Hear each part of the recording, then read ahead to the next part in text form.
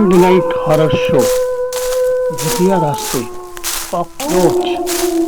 नमस्कार दोस्तों, लीजिए हाजिर हूँ एक नए भूतिया रास्ते की जानकारी के साथ। दोस्तों, कभी कभी गलतियां हम स्वयं करते हैं और बदनाम करते हैं बेचारे भूत प्रेतों को, जबकि उनका उन परेशानियों को उत्पन्न करने में कोई रोल नहीं होता। अब क्या बताऊं, कभी कभी तो ये गलतियां इतना भयानक रूप ले लेती हैं कि घर बिखरने तक की नौबत आ जाती है। कुछ यही हाल अभी हाल ही में एक नव दंपति के साथ हुआ। इस जोड़े को नव दंपति भी कर सकते हैं और नहीं भी, क्योंकि इस जोड़े को दाम्पत्य सूत्र में बंधे हुए अभी मात्र 8 महीने ही हुए थे। इनके आपसी झगड़े कुछ इस हद तक बढ़ गए कि दोनों को एक दूसरे की शक्ल देखना भी नागवारा लगने लगा था। ऐसे में घर गृहस्थी की गाड़ी चलना तो क्या, जीवन की गाड़ी भी फेल होना कोई बड़ी बात नहीं थी। आकाश और निशा की आपसी मनमुटाव की बात दिन पर दिन बिगड़ती ही जा रही थी। इसी बीच एक दिन आकाश की मुलाकात मुझसे हो गई। मुझे क्या पता था कि मैं अगर आकाश से उसका हाल चाल पूछूंगा तो मैं अनजाने में उसके जख्मों को कुरेद दूंगा। मैंने यूं ही मजाकिया मूड में पूछा, और भाई आकाश, कैसी कट रही है जिंदगी? मौज हो रही है ना? मेरी बात सुनते ही आकाश जैसे भड़क गया। बोला, क्या यार, घर वालों ने मेरी जिंदगी नरक बना दी। अब तो जितनी जल्दी छुटकारा मिल जाए उतना ही अच्छा है। रात दिन हया ही बची रहती है। घर तो जैसे नरक बन गया है। जब भी घर जाओ, घर जैसे खाने को दौड़ता है। मैंने कहा, रिलैक्स रिलैक्स, ऐसा क्या हो गया, जरा बताओ तो सही। हर परेशानी का समाधान है मेरे दोस्त। आओ उस चाय की दुकान पर चलते हैं, एक एक चाय पियेंगे और तुम्हारी समस्याओं को भी सुनेंगे। ऐसे जरा राशि परेशानियों से निराश और हताश नहीं हुआ जाता है। परेशानी का कारण पता किया जाता है। आखिर कोई परेशानी आई तो वह कहाँ से, उसका सूत्रधार कौन है, उसकी जड़ें कहाँ से पनप रही हैं। आकाश बोला, अब मेरे भीतर इतना दिमाग नहीं जो मैं इन परेशानियों की जड़ों को खोजूं। आओ बैठते हैं। भाई जरा 2 चाय देना।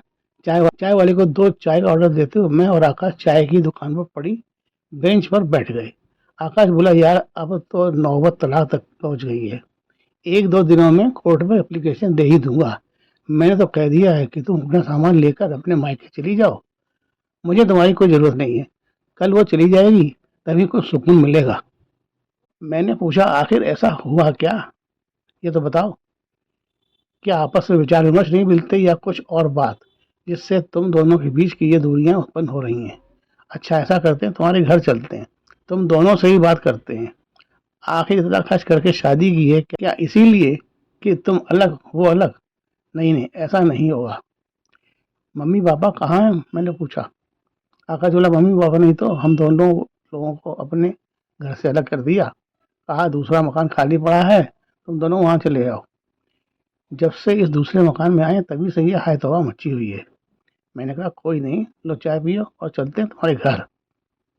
फिर हम दोनों ने चाय पी और फिर एक ऑटो लेकर हम दोनों यानी मैं और आकाश आकाश के घर आ गए।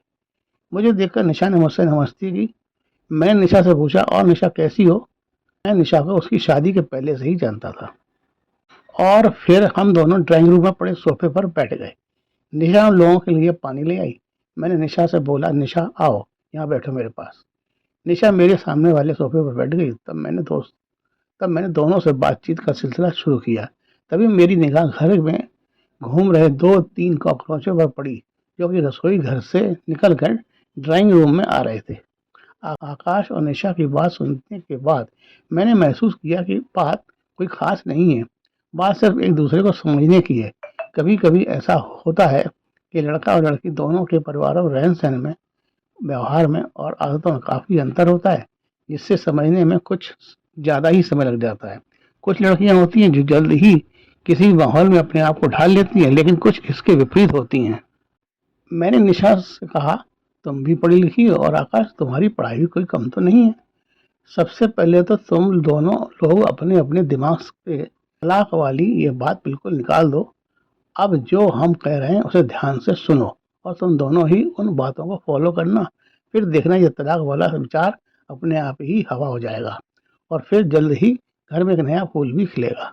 आकाश बोला, हूँ फूल? मैंने कहा, पहले सुन तो लो। जहाँ 8 महीने गुजरे हैं गुस्से और नफरत में, वहाँ 1 महीना मेरे कहने पर गुजार लो। अगर मेरी बात गलत निकले तो फिर से जो मर्जी हो वो कर लेना, मैं रोकूंगा नहीं। मैं उठा और निशा को कहा, आओ मेरे साथ। मैं निशा को साथ लेकर उसके घर में घूम रहा था, तभी मैंने रसोई में रखे डस्टबिन को हिला दिया। जैसे ही वह हिला, ढेर सारे कॉकरोच उसमें से निकल पड़े। मैंने कहा, निशा ये क्या है? रसोई में पहली बात तो ये डस्टबिन रखना ही नहीं चाहिए, और अगर रखा भी है तो उसे रोज साफ करते रहना चाहिए। अब तुम इस डस्टबिन को रोज साफ करोगी। और हाँ आकाश, तुम बाजार जाकर इन कॉकरोचों को मारने की दवा लेकर आओ, और एक भी कॉकरोच घर में नहीं रहना चाहिए। जानते हो घर में जो कोहराम मचा हुआ है ये इसी कारण से है।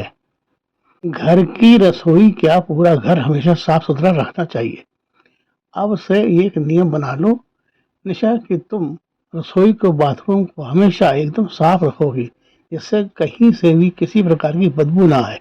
और आकाश, सप्ताह में एक दिन की तो छुट्टी तुम्हें मिलती ही है, उस दिन तुम सारे घर की सफाई करोगे। कहीं भी कोई मकड़ी का जाला नहीं होना चाहिए। घर में खुशबू का छिड़काव या खुशबू वाली तमाम चीजें आजकल मिलती हैं, वो लाकर घर में लगाओ।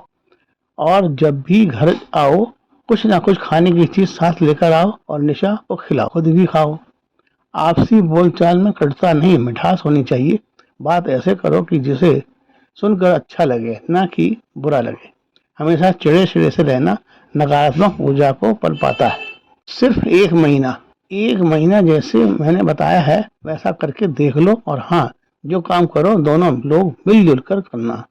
मैंने निशा से पूछा, एक बात बताओ निशा, तुम तो शादी से पहले बहुत पूजा पाठ करती थी, लक्ष्मी कैसे प्रसन्न होती है? निशा बोली, साफ सफाई से। मैंने कहा, तो फिर घर में ये गंदगी क्यों? क्या इससे लक्ष्मी घर में वास करेगी? नहीं ना, इससे तो अलक्ष्मी का ही वास होगा तुम्हारे घर में। तो आज ही से घर को चमकाने में जुट जाओ, फिर देखना क्या चमत्कार होता है। तुम्हारे घर में कोई भूत भूत नहीं है, ना ही किसी ने कोई टोना टोटका करवा रखा है। ये गंदगी भरे कॉकरोच ही तुम्हारे घर का भूत है। इन्हें हटा दो, भूत गायब। कॉकरोच के पैदा होने के कारणों को दूर करो, फिर देखना तुम्हारा घर नई स्वर्ग बन जाएगा। अब एक महीने बाद हम दोनों मिलेंगे। दोस्तों, जैसा मैंने आकाश और निशा से कहा था, दोनों ने उस पर ध्यान दिया और अपने घर में रंगाई पुताई करवा कर एकदम नया करवा दिया। लगभग 2 महीने बाद जब मैं आकाश के घर गया तो अंदर जाते ही एक अलग खुशबू का एहसास हुआ। मैंने कहा, और निशा क्या चल रहा है? निशा बोली, ठीक हूँ भाई साहब। मैंने ध्यान दिया, निशा शायद माँ बनने की तैयारी में थी। मैंने कहा, आकाश कहाँ है? निशा ने बताया कि वो आते ही होंगे, आजकल ऑफिस में ओवर टाइम चल रहा है इसलिए देर से आते हैं। अभी हम दोनों बात ही कर रहे थे कि आकाश भी आ गया। मुझे देखकर मेरे गले लग गया और बोला, यार तुम्हारा धन्यवाद कैसे करूं, तुमने मेरे टूटते घर को बचा लिया। मैंने कहा, मैंने नहीं, ये तो बस ऊपर वाले की मेहरबानी है। मैं तो बस एक सहारा मात्र हूँ, रास्ता दिखा सकता हूँ, चलना तो सामने वाले के हाथ में ही होता है। मैंने पूछा, अब बताओ, संयम से काम लेने का परिणाम अच्छा हुआ या बुरा? आकाश बोला, हाँ यार, तुमने ठीक कहा था। अब हम दोनों में कभी कोई मनमुटाव नहीं है। मैंने कहा, इसी बात पर कुछ मीठा हो जाए। दोस्तों, अगर आपका घर भी नरक बनने की कगार पर है तो तुरंत उसे स्वर्ग के रास्ते पर ले जाएं। घर में कॉकरोच, छिपकली, मकड़ी आदि की गंदगी न होने दें, फिर देखिए आपका घर स्वर्ग बन जाएगा। इसी के साथ कल फिर मिलेंगे। नमस्कार।